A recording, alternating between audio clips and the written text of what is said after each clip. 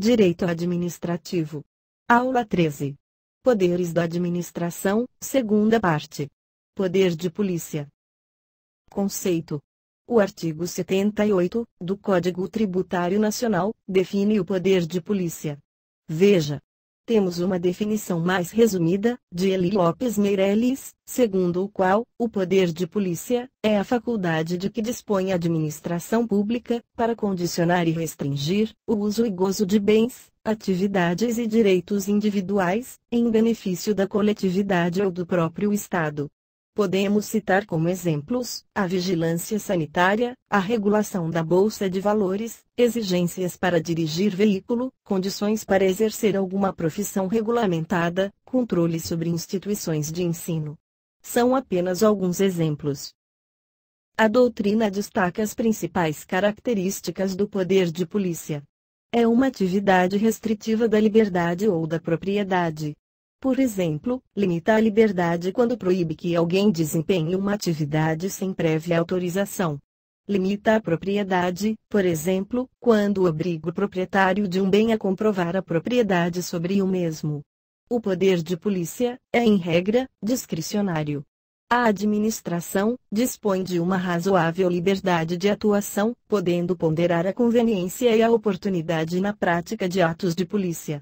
Em regra, cria obrigações de não fazer. Normalmente, o poder de polícia estabelece deveres negativos aos particulares, estabelecendo obrigações de não fazer. Por exemplo, não desempenhar certa atividade sem alvará, não portar arma sem autorização. Em casos raros, pode gerar deveres positivos. Por exemplo, na obrigação de atendimento da função social da propriedade. O poder de polícia é dotado de coercibilidade. Significa que o particular está sujeito ao poder de polícia, independentemente de sua concordância. Quando resistir ao ato de polícia, a administração poderá se valer da força pública para garantir seu cumprimento. O poder de polícia também é dotado de autoexecutoriedade. A autoexecutoriedade consiste na possibilidade de imediata e direta execução pela própria administração, independentemente de ordem judicial. Sem essa característica, o exercício do poder de polícia ficaria muito esvaziado, pois a administração não poderia realizar qualquer ato sem expressa autorização judicial. Por ser autoexecutável o ato de polícia, a administração não pode pleitear autorização do Poder Judiciário, porque falta uma das condições da ação, o interesse de agir. Assim, se a administração pretende demolir uma edificação irregular, pode fazê-lo sem ordem judicial, e não pode pleiteá-la por falta de interesse de agir. A autoexecutoriedade não impede que o particular procure a tutela jurisdicional contra abusos. A inafastabilidade da jurisdição significa, justamente, que qualquer pessoa pode recorrer ao judiciário quando houver lesão ou ameaça a algum direito seu. Por exemplo, o particular pode impetrar mandado de segurança para suspender a execução de um ato de polícia. Isso não é impedido pela autoexecutoriedade. Excepcionalmente, existem atos de polícia não autoexecutórios, como a cobrança de multas, quando resistida pelo particular. Neste caso, ainda que a imposição da multa seja ato de império, e decorra do exercício do poder de polícia, sua execução somente pode ser efetivada pela via judicial. Espécies de atos de polícia. Poder de polícia regulamentador, ou ordem de polícia.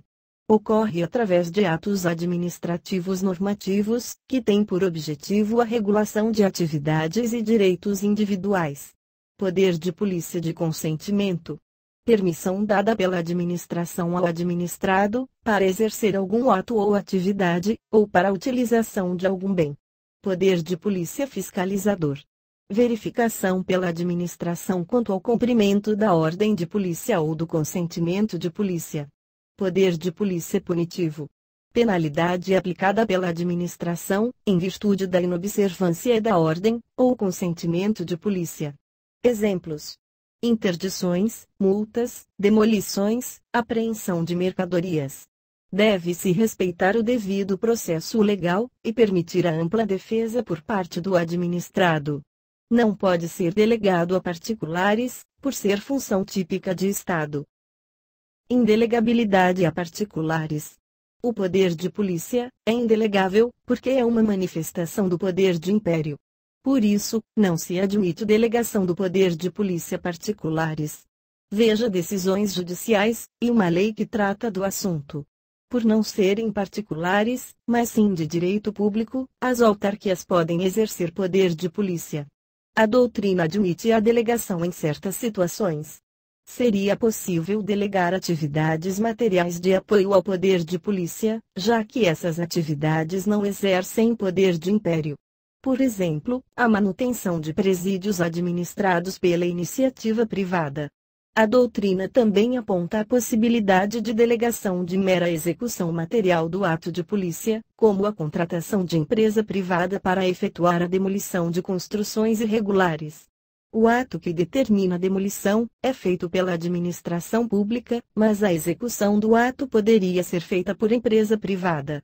Outra possibilidade de delegação apontada por alguns doutrinadores, como Celso Antônio Bandeira de Melo, ocorreria quando pessoa particular mantém instrumentos tecnológicos capazes de constatar fatos que dão ensejo ao exercício do poder de polícia. Por exemplo, os radares de trânsito, que podem ser instalados, mantidos, aferidos, por particulares. Tais particulares emitem também relatórios, com base nos quais a administração pública efetiva o ato de polícia, no caso, a multa de trânsito. Polícia Judiciária e Polícia Administrativa. A Polícia Judiciária é a atividade de investigação da materialidade da autoria de crimes. É exercida por órgãos do Executivo, que visam auxiliar a Justiça e o Ministério Público. É o caso da Polícia Civil e da Polícia Federal. A Polícia Administrativa é uma atividade bem mais ampla, como estamos estudando. Competência para exercer o poder de polícia. Como regra geral, essa competência decorre da competência que cada entidade da Federação tem para legislar sobre os diversos assuntos. Veja no exemplo. Se cabe à União legislar sobre serviço postal, sobre telecomunicações, ou sobre transporte ferroviário, também cabe à União exercer o poder de polícia nessas situações. Da mesma maneira, os outros entes federativos. Limites. O parágrafo único, do artigo 78, do Código Tributário, impõe algumas condições para que o poder de polícia seja exercido regularmente.